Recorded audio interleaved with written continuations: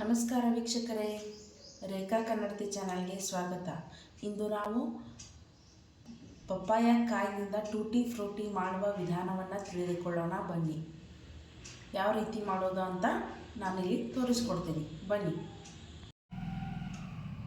ಇಲ್ಲಿ ಮೊದಲಿಗೆ ಪಪ್ಪಾಯ ಕಾಯಿಯನ್ನು ಸಿಪ್ಪೆ ಸುಲ್ಕೊಂಡು ಬರ್ತೀನಿ, ಆಮೇಲೆ ಕಟ್ ಮಾಡೋ ವಿಧಾನವನ್ನು ತೋರಿಸ್ತೀನಿ. ಇವಾಗ ಸಿಪ್ಪೆ ಸುಲ್ಕೊಂಡು ಬಂದಿದ್ದೇವೆ, ಕಟ್ ಮಾಡೋಣ. ಇವಾಗ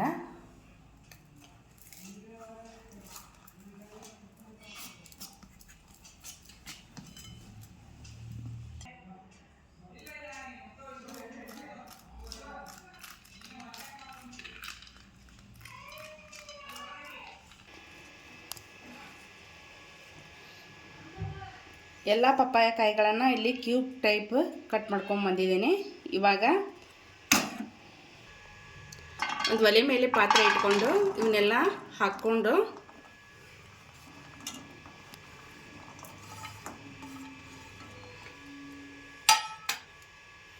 ಇವು ಮುಳುಗುವಷ್ಟು ನೀರನ್ನು ಸೇರಿಸ್ಕೊಳ್ತಾ ಇದ್ದೀನಿ. ಇಲ್ಲಿ ಗ್ಯಾಸ್ನ ಮೀಡಿಯಮ್ ಫ್ಲೇಮಲ್ಲಿ ಇಟ್ಕೊಂಡು ಒಂದು 10 ನಿಮಿಷ ಕುದಿಸ್ಕೊಳ್ಳೋಣ.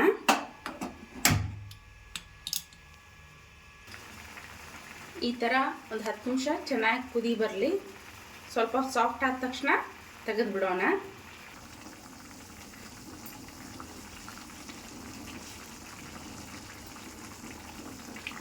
ಇಷ್ಟು ಬೆಂದರೆ ಸಾಕು. ನೋಡಿ, ಕಟ್ ಆಗ್ತಿದೆ. ಇಷ್ಟು ಬೆಂದರೆ ಸಾಕು, ತಗೊಂಡ್ಬಿಡೋಣ.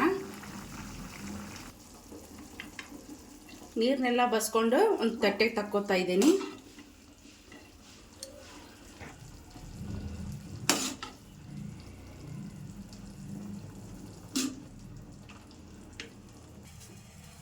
ಒಂದು ಪಾತ್ರೆನ ಒಲೆ ಮೇಲೆ ಇಟ್ಕೊಂಡು 2 ಕಪ್ ಆಗೋಷ್ಟು ಸಕ್ಕರೆನ ಸೇರಿಸ್ಕೊಳ್ತಾ ಇದ್ದೀನಿ.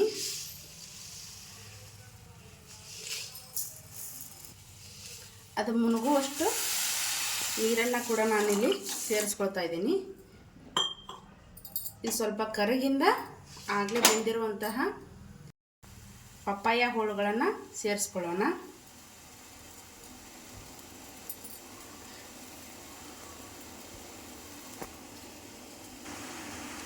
ಸಕ್ಕರೆ ಎಲ್ಲ ಕರಗಿ ಪಾಕ ಕುದೀತಿರ್ಬೇಕಾದ್ರೆ ಇವಾಗ ಈ ಹೋಳುಗಳನ್ನು ಸೇರಿಸ್ಕೊಳ್ಳೋಣ.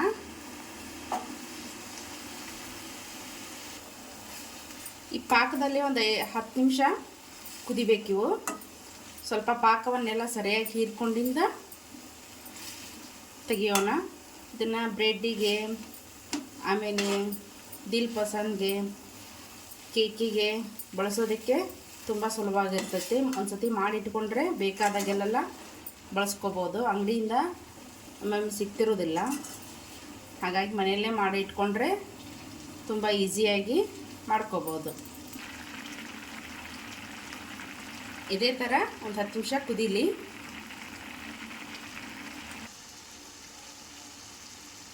ನೋಡಿ, ಈ ಸಕ್ಕರೆ ಪಾಕದ ನೀರೆಲ್ಲ ಕಡಿಮೆಯಾಗಿದೆ. ಇವೆಲ್ಲ ಸಕ್ಕರೆ ಪಾಕ ಹೀರ್ಕೊಂಡಿದ್ದಾವೆ. ಸಾಕು, ಇವಾಗ ತಗೊಂಬಿಡೋಣ. ಸಕ್ಕರೆ ಪಾಕನ ಬಸ್ಕೊಂಡು ಬರೀ ಹೋಳುಗಳನ್ನು ಮಾತ್ರ ಇಲ್ಲಿ ಹಾಕ್ಕೊತಾ ಇದ್ದೀನಿ ನಾನು.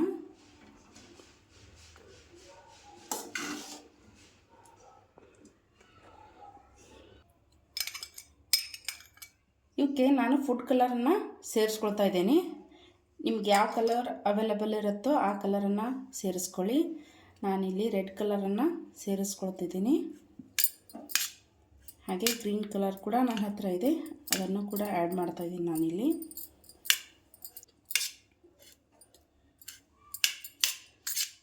ಎಲ್ಲ ಕಲರ್ನೂ ಸಪ್ರೇಟಾಗಿ ಮಿಕ್ಸ್ ಮಾಡ್ಕೊಳ್ಳಿ, ಇಲ್ಲಾಂದರೆ ಕಲರ್ ಗೊತ್ತಾಗಲ್ಲ.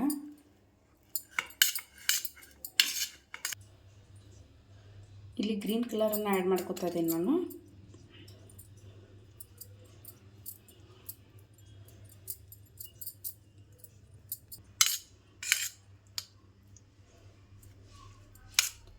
ಎರಡು ಕಲರನ್ನು ಸಪ್ರೇಟಾಗಿ ಕೂಡಿಸ್ಕೊಳ್ಳಿ, ಇಲ್ಲಾಂದರೆ ಅದು ಒಂದೇ ಕಲರ್ಗೆ ಮಿಕ್ಸಡ್ ಕಲರ್ ಆಗಿಬಿಡುತ್ತೆ.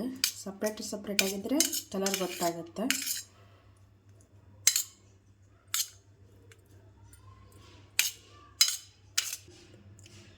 ಇವು ಎರಡೂ ಕೂಡ ಸಕ್ಕರೆ ಪಾಕನ ಹೀರಿಕೊಂಡು ಸ್ವಲ್ಪ ಹೊತ್ತು ಡ್ರೈ ಆಗಲಿ, ಆಮೇಲೆ ನಿಮಗೆ ತೋರಿಸ್ತೀನಿ. ಇವನೇನು ಬಿಸಿಲಿಗೆ ಏನು ಇಡೋದು ಬೇಡ, ನಾರ್ಮಲ್ ಟೆಂಪ್ರೇಚರಿಗೆ ಇದು ಡ್ರೈ ಆಗುತ್ತೆ. ಸ್ವಲ್ಪ ಅಡ್ಲ ಮಾಡಿಟ್ರೆ ತಾವೇ ಒಣಗ್ತಾವೆ. ಫ್ಯಾನಿನ ಕೆಳಗಾದರೂ ಇಡ್ಬೋದು, ಬಿಸಿಲಿಗೆ ಏನು ಬೇಡ, ಪರವಾಗಿಲ್ಲ. ಬಿಸಿಲಿಗೆ ಇಟ್ಟರೆ ಅತಿ ಡ್ರೈ ಆಗಿಬಿಡುತ್ತಾವು.